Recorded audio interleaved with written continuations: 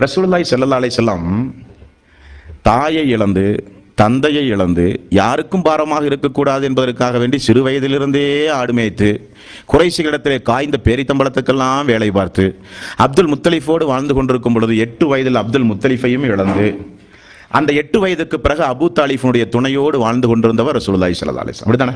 தாய் இல்லை, தந்தை இல்லை, அப்துல் முத்தலிஃப் இல்லை, 8 வயசுக்கு பிறகு அபூ தாலிஃப். அபூ தாலிஃபோடு வாழ்ந்து கொண்டிருக்கும் பொழுது அபூ தாலிஃப் எல்லா உபகாரத்தையும் மார்க்கத்திற்காக வேண்டி செய்தார்.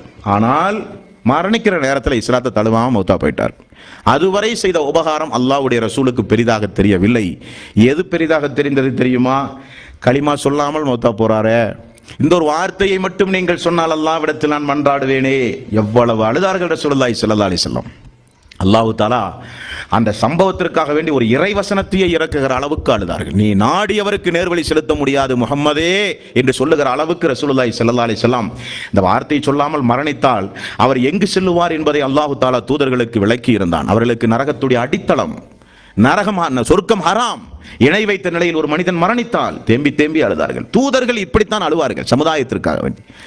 நம்முடைய வீடுகளில் நம்முடைய மனைவிமார்கள் தொழாவிட்டால் நாம் என்னைக்காவது அழுவோமா? கணவன்மார்கள் தொழாவிட்டால் மனைவிமார்கள் அழுவார்களா? சிறுக்கு என்கிற மாபாதகத்தை நம்முடைய தாயும் தந்தையும் செய்து கொண்டிருந்தால் குடும்பத்தில் ஏன் வீம்பு வம்பு தம்பு பிரச்சனை பேசாம தான் இருப்போமே தவிர அவர்களுக்கு மார்க்கத்தை எடுத்து சொல்லணுமே, அவர்களும் இஸ்லாத்தை பின்பற்ற வேண்டுமே. இப்படியே அவர்கள் இருந்தால் மறுமை நாளில் நரகத்தினுடைய அடித்தளத்திற்கு செல்வார்களே என்று யாராவது அழுதிருக்கிறோமா? அழல.